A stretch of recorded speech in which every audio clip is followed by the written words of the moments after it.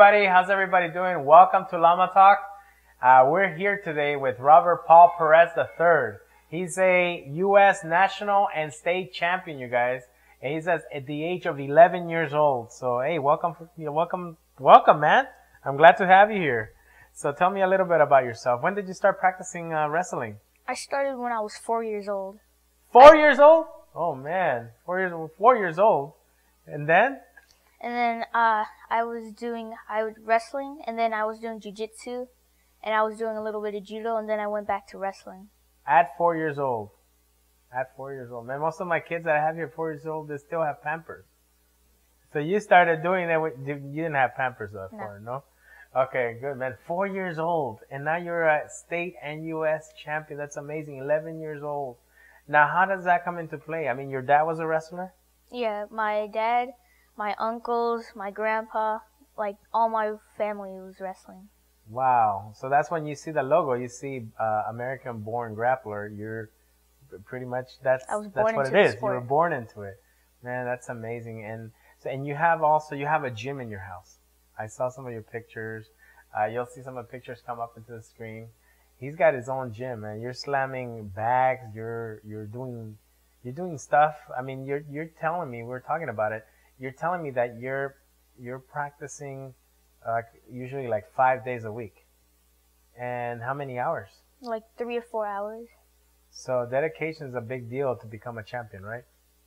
Tell me a little bit about that. How does your training go? I mean, how do you start? What do you do in the first few minutes? How do you warm up? You know, what do you do? First, I like jog around the mat. Yeah. Then we tumble, and we stretch our arms. Then we all go in a circle and stretch. Then we shadow wrestle and hand fight for 3 times, 3 shadow wrestling, 3 hand fight, and then we go over some moves, and then we live wrestle. And then you wrestle. Man, so it's like 1-to-1 contact every day. Man, so it becomes like pretty much natural. So if somebody would come to you, you already know what to do. Wow. And because American-born grappler is a team, right? Yeah. How many people are in the team? It's like whoever wants to be there. Like on there, sometimes a whole bunch of kids come to our house and wrestle, like about 20 kids. And we take pictures, and then we eat after. Mm-hmm. We have like a 3-hour practice. Wow, that's amazing. And this is all in your house. How do you feel about it? I mean, because not most kids don't have a gym in their house. I mean, you have your own gym, and you take advantage of it. I've seen kids that have a gym in their house, you know, and it's collecting dust, you know, but you actually get to do it. And one of your dreams is to become an Olympic champion. Yeah. For the U.S., of course, right? Yeah. And how old would you like to be when you become champion? Like 20. 20? Be prepared to meet the best. Well, they have to come and meet you because I know you're probably the best, right? So you want to meet the best, but you're probably the best. Tell me about your diet. I mean, what do you eat? Because I saw a video where you're actually making salsa. So what do you do? What's your diet like? For a wrestling match, I eat vegetables, I eat fruit, I eat like boiled eggs and chicken. Okay, and how long is the training for a match? It's like a week. A week of training? Well, a week of eating, right, you mean? A week. I train all the time, but I do even harder training for a wrestling match. And who's your coach? Danny Sanchez. And who's your favorite partner? Because usually, you know, when you're practicing, you always have that one guy that you try to work with because it makes you better. So who's your best buddy there in practice? I have lots of partners. Really? There are lots of good partners. Okay, and you go up against bigger guys too? Yeah, I go against like high schoolers. Really? Wow. So you could beat some of my guys here probably. Because I get a lot of junior high and elementary kids here, so you'll probably take on them. Bobby, I know that you don't only compete in wrestling, so you compete in other things. What do you compete in? I compete in judo, jiu-jitsu, wrestling, pancration, and Thai boxing. And my favorite sport is wrestling because I like grinding. It's one of the hardest sports in the world. Yeah, it's very strong. I mean, I've seen some of the kids come in here. I've had a young man come in, and I know he's in college now. He's wrestling, and I think maybe 120, 130 pounds, but he moves big guys here like nothing. He's very strong. So it does make you very strong. You feel stronger than a normal 11-year-old kid? Yes, like normal 11-year-old kids can only do like two pull-ups. I could do like 15. Really? Normal kids can't do 1,000 push-ups. Okay. How many push-ups do you do? I do 1,000 push-ups, but I don't do them like all at once. I do it sets. At once. How many sets do you do? I do 100, 100, 100, 100, 100. Okay. Who's your Thai boxing instructor? I don't really have a Thai boxing instructor. I train Thai boxing at one place, and then my dad teaches me how to do like clinching, punching, knees. Oh, awesome. Okay, and you also do jiu-jitsu. You also do then. So not only are you good at pinning people, but you also do submissions. Yes. What's your favorite submission? A rear naked choke. Really? That's how you get everybody? Yes. Oh man. All right. So, Bobby, what's the places? Because I know you don't only train at your house. You train in other places, right? So tell me what other places you train at. I train at the Body Shop with Antonio McKee. I train at Punishment with Tito Ortiz. I train at my house. I train at St. John Bosco. Wow. And all like camps. I go to different camps, different places. You also I saw some pictures. You're with Larry Landless. Yeah. Okay. He teaches you also wrestling, or he refs me. He refs for pancration. Oh, awesome. No wonder you're a champ. You have all these champs in your bag, man. You have all these people that are wanting you to win. So, no doubt you're winning. Do you think that's important to have some champions in your back? Yeah. Right? That's important, right? It gives you the confidence. You're going with their legacy in a way, right? That's amazing. So, your championship, how did it go? It went good. I got to wrestle a lot. How many matches did you do? I had like four or five matches. And there was one where, I was reading on it that your last match, it was almost like a Rocky movie ending. How did that go? So explain to us. Tell us the whole scene. How did it go? Your last match. Last match, I was wrestling. I was about to tie up, and he took a shot at me, and he had my leg for like the whole match. But at the end, he got a takedown. And the next match, I took him down with I think a single leg.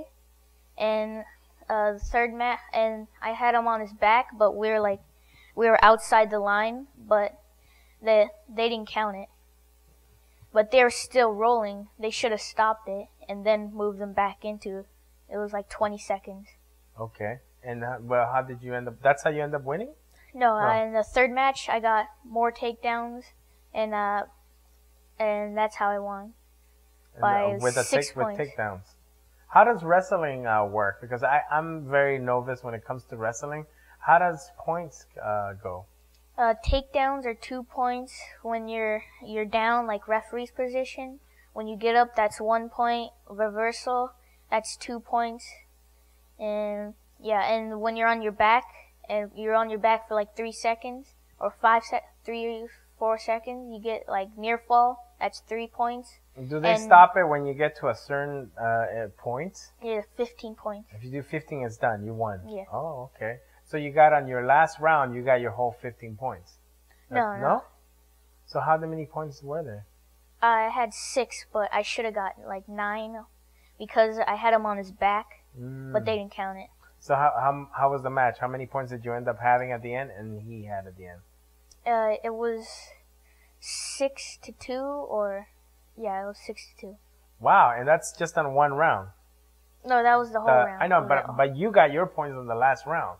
No, the second and third match. The second and third match. Okay, amazing. That's good. Tell me about your dad. My dad, he always supports me. He helps me with my diet. He helps me train.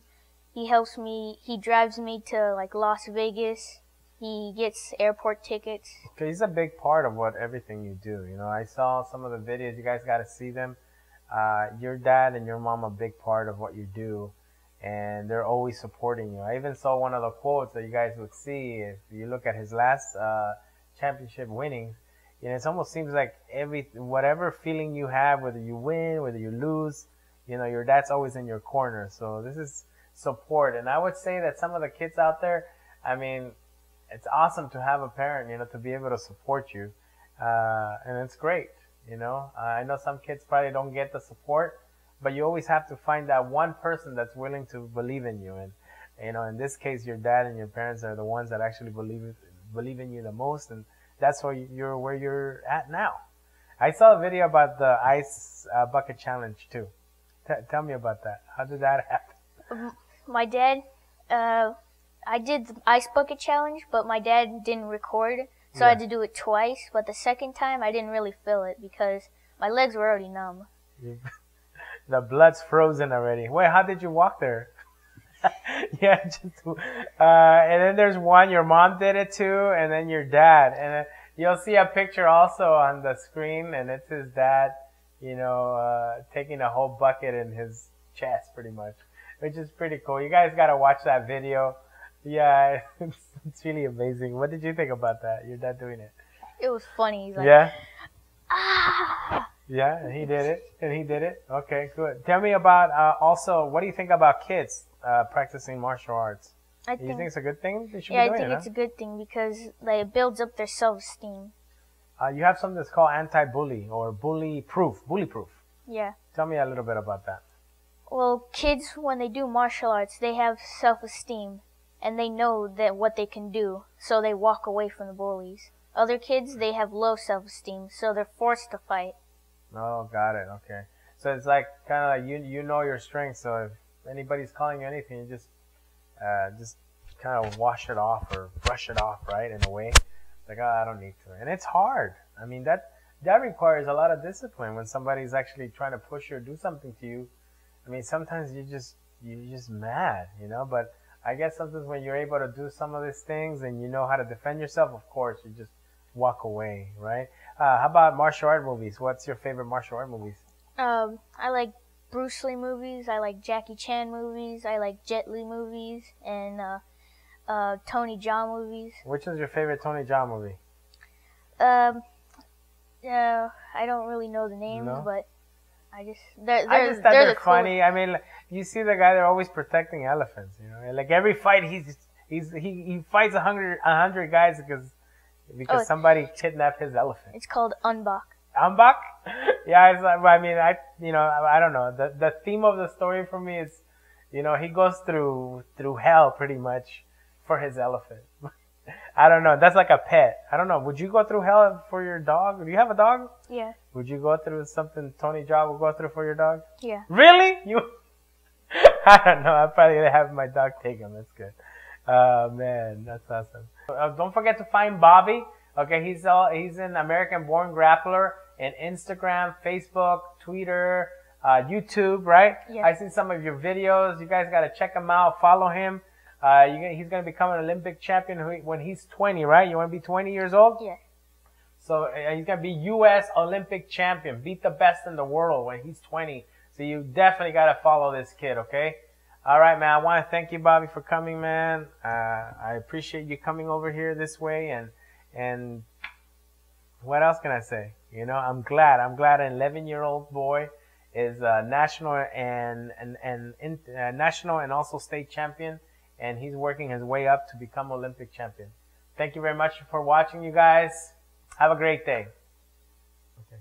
Hey, guys, you could see this show and all the other shows on Like Water Production on YouTube.